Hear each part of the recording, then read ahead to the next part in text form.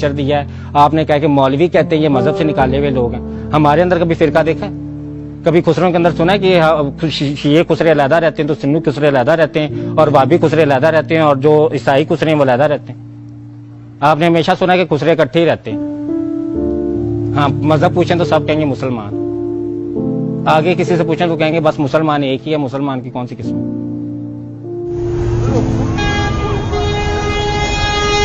Camera آن ہے، بتا دو دیں گے. ان لوگوں کو آپ کہتے ہیں کہ تمہیں مذہب کا پتہ ہے.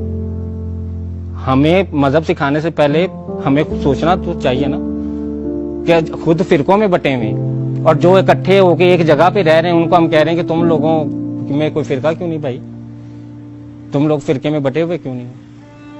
اور پھر اگر کوئی فرقے میں بٹا ہوا ہے، ہمارے معاشرے میں پہلے لوگ فرقے میں بٹے ہوئے، فرقے کے بعد پھر وہ امیر غریب میں بٹے ہوئے کہ ایک امیر شیعہ ایک غریب شیعہ، ایک امیر سنی ہے ایک غریب سنی ہے، ایک غریب وہابی ہے ایک امیر وہابی. تو پہلے ہم فرقے میں بٹے، پھر ہم امیر امارت اور غربت میں بٹے، پھر امیر جو لوگ تھے انہوں نے غریبوں پہ قبضہ کر لیا.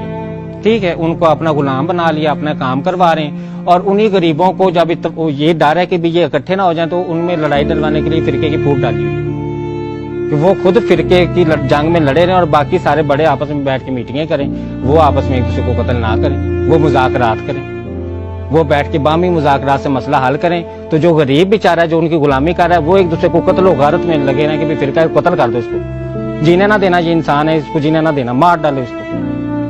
تو اس دنیا سے انسان ختم ہو کے سارے مر گئے تو کون جہاں پہ جیے گا؟ کس نے زندہ رہنا ہے؟ اپنا جھنڈ جانوروں کا دیکھ لینا.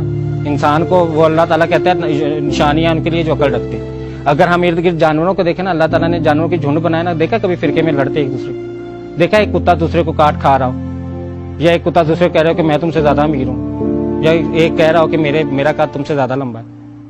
سارے اکٹھے جھنڈوں میں رہ رہے ہیں. مطلب دکھانے کا کیا تھا کہ یہ سارے جو سپیشیز ایک سپیشیز ہے نا وہ جھنڈ میں رہتی ہے، تو انسان کی سپیشیز بھی ایک جھنڈ میں رہتی نا. پھر انسان بھی اکٹھے ہو کے رہتے، لیکن انسان اکٹھا ہو کے نہیں رہا.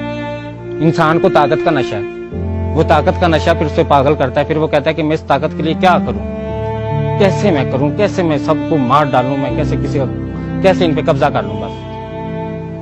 اور کھانی روٹی ہے 4 ٹائم کی. امیر نے بھی 4 ٹائم 4 روٹیاں کھا لے گا زیادہ سے زیادہ، اور غریب بھی اتنی روٹی کھاتا ہے. دونوں میں فرق صرف اتنا ہے کہ امیر سارا دن بیٹھا رہتا ہے تو اس کے اندر زہر بن کے بیماریاں بن جاتا ہے، غریب اور روٹی کھا کے سارا دن کام کرتا ہے تو اس کا جسم کا ڈیزل بن جاتا ہے. امیر کو شوگر ہو جاتا ہے، امیر کو ہیپاٹائٹس ہو جاتا ہے، امیر کو دل کے مسئلے ہو جاتے ہیں. ٹھیک ہے نا، اتنی بیماریاں ہو جاتی ہیں توبہ نعوذ باللہ. غریب کو بخار بھی ہوتا ہے تو وہ چائے پیتا ہے تو اس کا ٹھیک ہو جاتا ہے. امیر کو بخار ہوتا ہے تو وہ بڑے ہسپتال میں 36,000 کا بل بنواتا ہے ایک ڈرپ لگوانے کے لیے، ایک ٹیکہ لگوانے کے لیے، پھر اس کی بیماری ٹھیک ہوتی ہے.